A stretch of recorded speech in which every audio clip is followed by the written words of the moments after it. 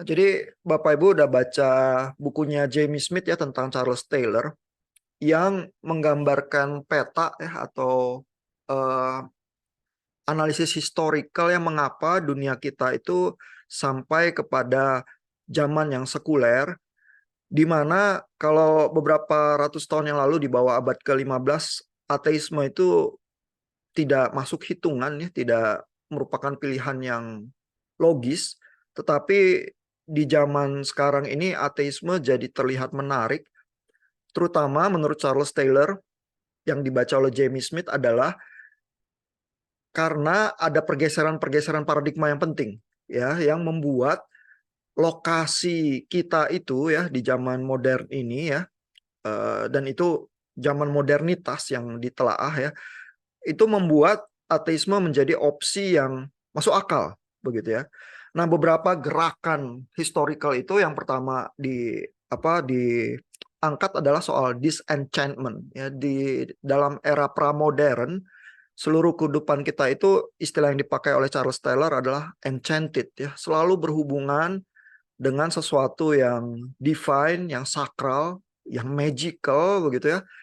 Tetapi bergerak ke arah modernitas, kita kehilangan enchantment itu ya, dan dunia kita jadi dianggap melekat kepada materi-materi yang ada di dunia ini saja, tidak lagi bersentuhan secara erat dengan sesuatu hal yang sakral, yang beyond this world, begitu ya.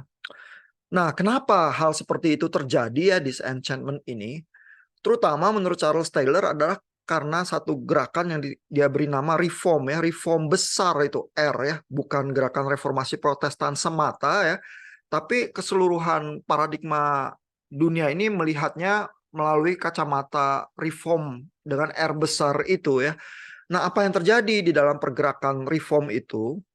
Yang terjadi menurut Charles Taylor adalah di dalam zaman medieval ketegangan antara yang divine, yang transenden dengan yang imanen itu diterima ya, dihidupi, tetapi dengan satu perekat, yaitu kelompok biarawan dan biarawati yang mendedikasikan hidupnya ya untuk menjalani disiplin rohani itu, tetapi untuk mewakili seluruh dunia begitu ya. Sehingga ketegangan itu ada, tapi di-embrace begitu saja, tidak coba diselesaikan ya, melainkan dihidupi begitu ya, dan biarawan dan biarawati itu yang mendedikasikan hidupnya itu disupport ya oleh seluruh masyarakat demi secara vicarious ya, secara perwakilan mewakili seluruh umat ya hidup di hadapan Tuhan begitu ya. Nah, begitu gerakan reform itu muncul ya, maka ketegangan ini ya antara yang sakral dan yang material itu berusaha dieliminasi begitu saja. Nah, tapi dieliminasi itu akibatnya apa? Akibatnya adalah yang manusiawi, yang imanen, yang material ini menerima tuntutan yang tinggi ya dengan standar-standar transenden itu begitu ya. Nah, sehingga gerakan untuk mengeliminasi ini ya, menjadikannya sakral itu ada di kehidupan yang di jalanan juga ya. Mungkin di dalam uh, jargonnya kaum Protestan adalah the priesthood of all believers ya. Jadi semua orang sekarang adalah imam begitu ya. Dengan demikian keimaman itu melekat ya di keseharian gitu ya. Pada kenyataannya kata Charles Taylor dan Jamie Smith, hal semacam itu menimbulkan ambivalensi begitu ya, karena kita nggak sanggup ya menghidupi transendensi tuntutan perfeksionisme yang semacam itu. Jadi ambivalensi kita munculnya ada dua ya tendensinya. Yang pertama puritanisme ya, berusaha hidup yang pietis keras begitu ya, uh, atau malah terserahlah hidup seperti apa ya karena nggak sanggup begitu ya. Jadi di level yang imanen material humanis begitu aja begitu ya. Nah, ambivalensi ini membuat kesulitan untuk bersikap begitu ya. Sebenarnya baik orang Protestan ya, walaupun kita bilangnya priesthood of all believers, tapi tetap ada perasaan yang berbeda sih orang yang kita panggil pendeta yang ditahbiskan sama yang tidak ya. Karena ada fungsi tertentu yang dijalankan ya. Dan walaupun Bapak Ibu belajar di seminari, Dan mungkin kemana-mana nanti kalau berkhotbah dipanggil penginjil, tapi kalau Bapak Ibu tidak ditabiskan gereja, Bapak Ibu mungkin juga tidak menerima ya kalau dipanggil pendeta begitu ya, karena itu gelar yang khusus sebenarnya. Walaupun Luther bilang ini the priesthood of all believers loh, tapi tetap ya ada perbedaan itu yang kita rasakan gitu ya. Nah, jadi Charles Taylor dan Jamie Smith tuh bilang bahwa ya sebenarnya ketegangan itu nggak terselesaikan ya dengan dieliminasi semacam itu ya. Dan yang terjadi akibatnya adalah kita tuh terlempar ya either ke puritanism atau humanism ya. Nah, masalahnya humanism itu kadang mengeras terus jadi eksklusif humanism ya, yang tertutup terhadap segala yang sakral, yang divine dan kehadiran realita yang beyond this world itu ya. Jadi kita jadi tertutup terhadap hal-hal seperti itu. Dan itulah cikal bakal munculnya sekularisme ya, sehingga di dalam dunia yang seperti ini ateisme jadi tampak masuk akal begitu ya.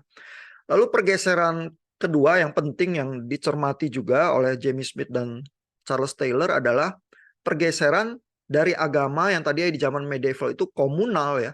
Ini adalah kita bersama ya yang beriman begitu ya. Dan ada konsekuensi sosial ya terhadap iman yang kita yakini. Sekarang tiba-tiba iman tuh bergeser ke level yang lebih individualis, yaitu preferensi saya begitu ya, termasuk ide-ide tentang otentisitas ya. Jadi kalau mungkin terutama untuk orang Protestan kali ya yang terbiasa kalau berdoa itu harus otentik ya dengan kata-kata sendiri gitu misalnya ya. Kalau berdoa yang dituliskan atau apa itu terasa kurang gimana gitu ya.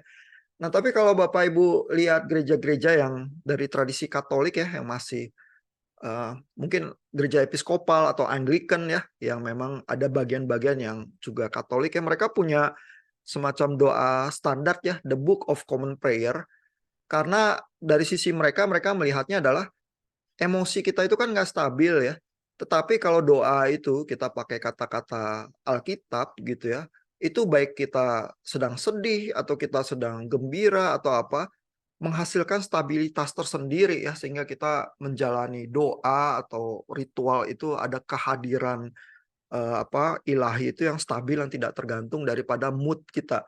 Tapi buat orang Protestan terutama itu terasanya nggak ini ya, nggak otentik gitu ya, itu doa apalan gitu ya misalnya ya.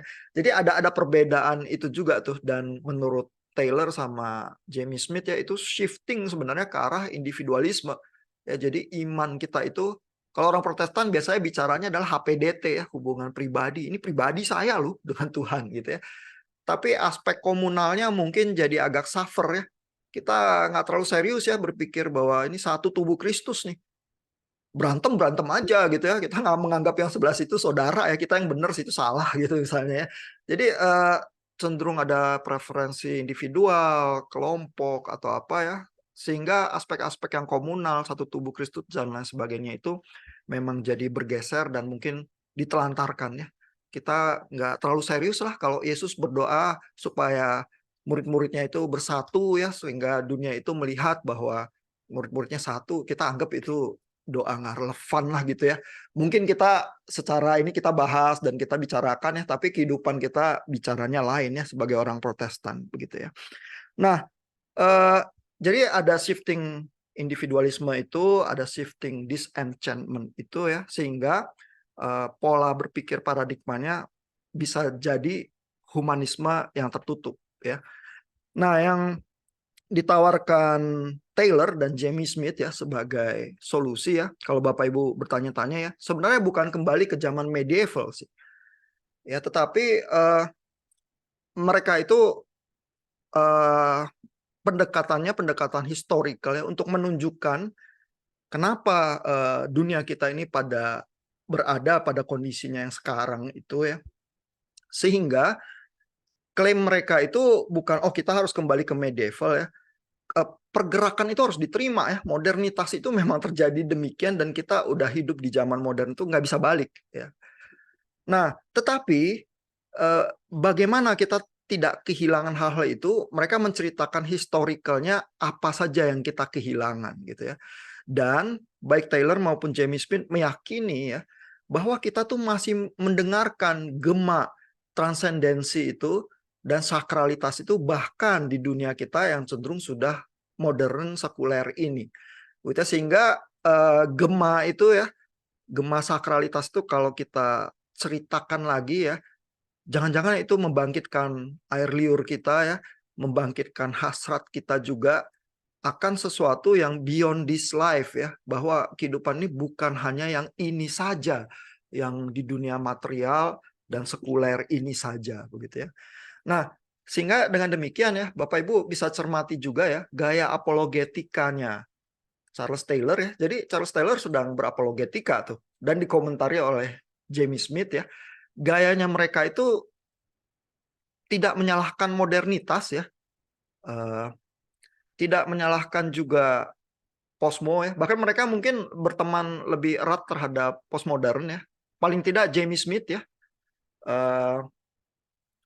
Dan kalau Bapak Ibu lihat wawancara dengan Jamie Smith ya, dia bilang bahwa postmodernisme itu menolong kita ya. Karena yang dikritik oleh postmodernisme itu adalah modernitas ya.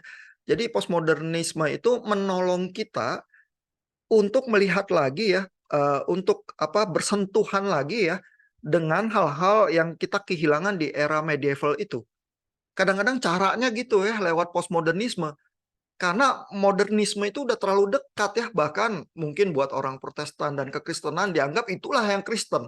Begitu ya. Jadi begitu kita membela berapologetika ya, kita rasa membela kekristenan, ternyata yang kita bela itu modernitas. Ya. Karena kalau kita membela ineransi, misalnya ineransi itu produk modern juga, begitu ya. Atau apa yang kita bela ya, sebenarnya kita tuh bisa jadi jangan-jangan sedang merendahkan kekristenan itu sendiri gitu misalnya. Jadi salah satu hal yang dicermati oleh Charles Taylor misalnya, dia bilang ya bahwa problem kita ya, tadinya di dunia yang enchanted itu, yang ada kehadiran sakral itu ya, ada hal-hal yang misteri itu nggak apa-apa ya. Misalnya kenapa ada suffering di dunia ini gitu ya. Tapi begitu kita bergerak ke modernitas ya dan punya optimisme terhadap rasionalitas ya, kita rasa problem yang harus dipecahkan adalah problem of evil ya, dan senjata kita adalah rasionalitas begitu ya. Sehingga tapi begitu kita melakukan movement apologetika itu ya, berusaha menyelesaikan problem of evil dan dengan rasionalitas kita, kita sebenarnya sudah kehilangan misteri kehadiran sakral itu juga begitu ya, sehingga cara kita berapologetika ya sebenarnya merendahkan keimanan kita juga ya, kekristenan yang mula-mula itu begitu ya. Dan sesungguhnya di zaman modern ya banyak orang menjadi ateis karena merasa bahwa solusi terhadap problem of evil itu nggak meyakinkan. Ya, jadi problemnya problem rasionalitas ya, tapi problem rasionalitas itu problem yang sangat modern juga, begitu ya. Nah, terus bagaimana bersikap terhadap problem rasionalitas itu? Kadang-kadang yang beragama masuknya ke kubu fundamentalisme, ya pokoknya melawan dengan sangat kuat hal-hal yang dianggap liberal gitu ya, labelnya biasanya liberalisme gitu ya. Tetapi sebenarnya baik yang liberal maupun yang fundamentalis, dua-duanya berpijak kepada modernitas yang sama dan dunia sekulerisme yang sama.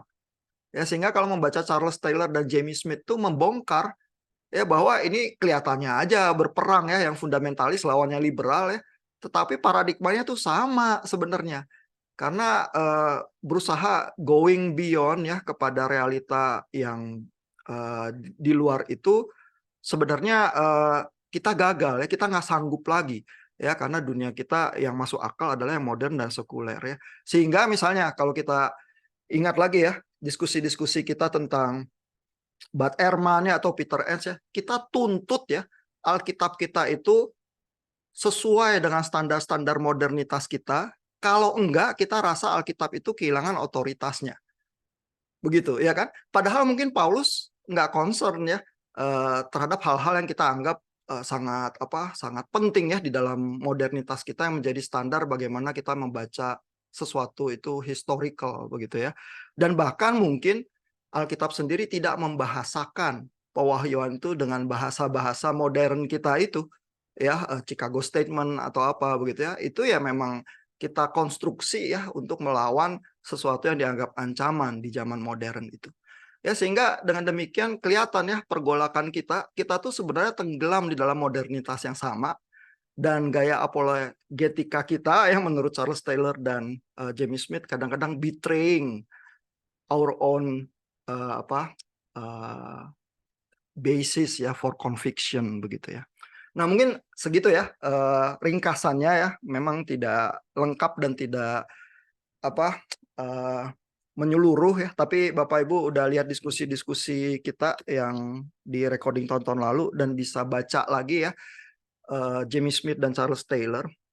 Dan kalau Bapak Ibu punya minat yang lebih besar ya terhadap problem ini, siapa tahu pengen bikin tesis ya, terus memperlihatkan perbedaannya James Smith dan Taylor gitu ya, di mana mereka akur atau enggak. Nah, kalau itu bacanya mesti lebih teliti ya. Cuman disiplin membaca yang lebih teliti itu jangan-jangan menolong ya kita untuk melihat detil-detil spesifik tentang pemikiran Taylor dan Smith ya. Dan itu siapa tahu menolong kita juga untuk berapologetika atau merespons ya terhadap tantangan zaman kita dengan lebih baik sih. Siapa tahu ada yang berminat ya. Silakan Bapak Ibu kalau ada pertanyaan atau komentar. Gimana gaya apologetika Taylor sama Smith di situ? Apa pendapat Bapak Ibu?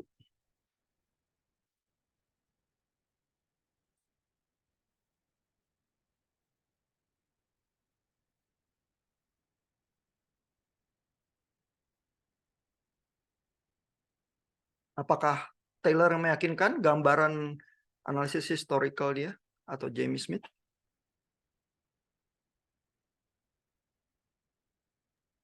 Kalau kita mencermati dari apa yang dikatakan di dalam interview bersama James Smith, dia sih bilang dia punya satu kesamaan visi dengan dalam hal bahwa mereka itu punya background di dalam filsafat fenomenologi, sehingga apa yang mereka sedang hadirkan itu adalah menampilkan fenomenanya seperti itu, Pak. Sehingga saya pikir kalau misalnya kita lihat apa yang mereka bicarakan ya, tampak tuh ada pembelaan terhadap satu atau apapun gitu, sehingga kelihatannya apakah ini sedang membela kekristenan atau bukan, atau sekularisme. Gak tampak tuh perbedaannya di situ, tetapi semata-mata menunjukkan ini fenomena yang sedang terjadi. Sehingga ya jika kita berada dalam posisi memegang kekristenan, bagaimana di dalam konteks seperti ini ya kita beragama kayak gitu. Karena Taylor pun kan kalau menurut Smith dia masih punya banyak pertanyaan tuh keraguan terhadap iman Kristen. Nah, itu yang dia pikir ada hal-hal yang membedakan di antara dia dengan Taylor seperti itu. Jadi menunjukkan fenomena itu menurut saya adalah sesuatu yang mungkin perlu kita pelajari juga ya ketika kita sedang berapologetika.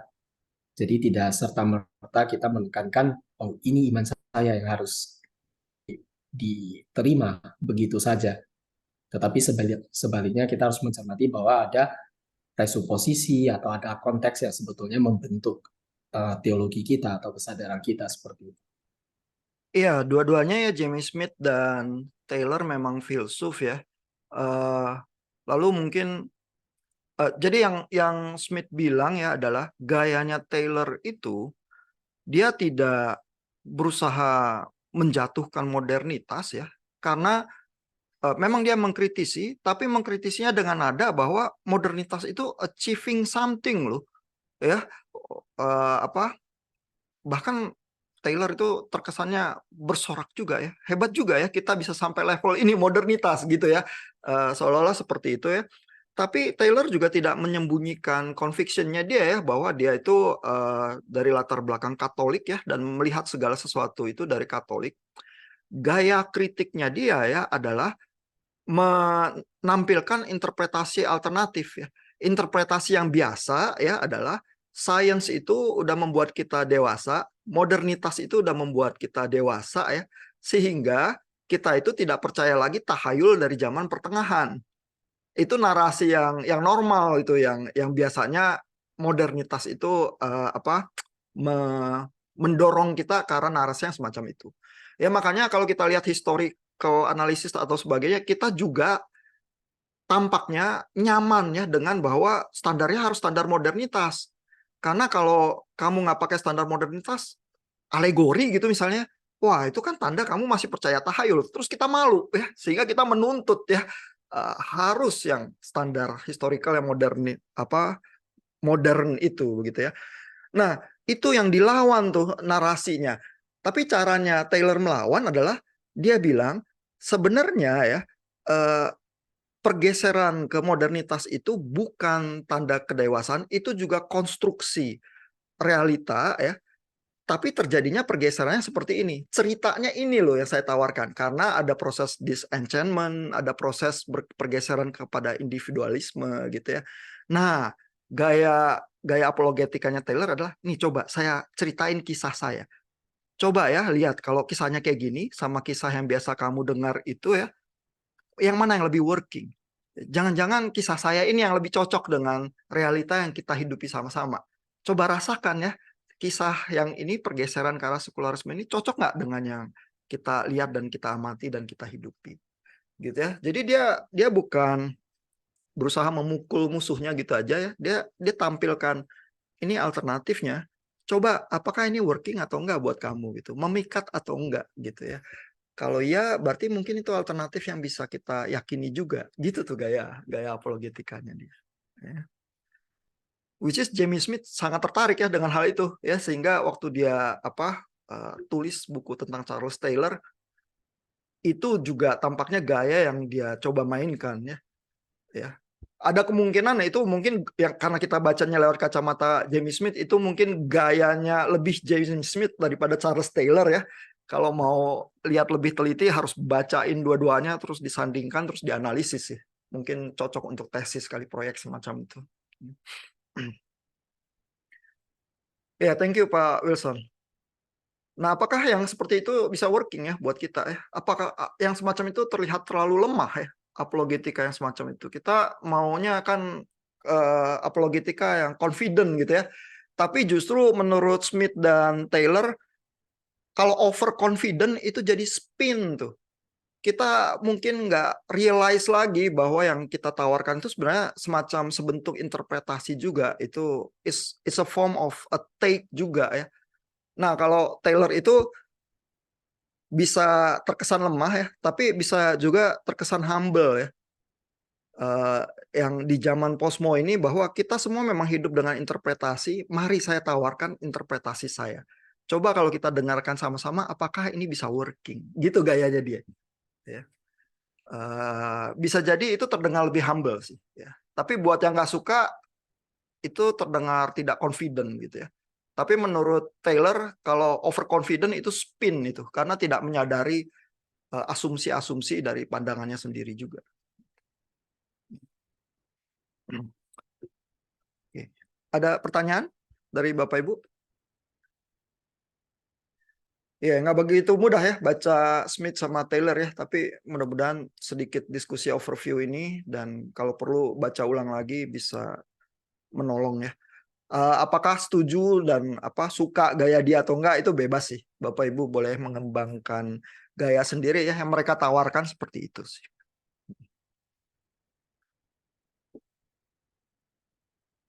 Oke, kalau nggak ada pertanyaan lagi berarti kita tutup sampai di sini ya, terus kita bisa coba lanjut dengan debat kita.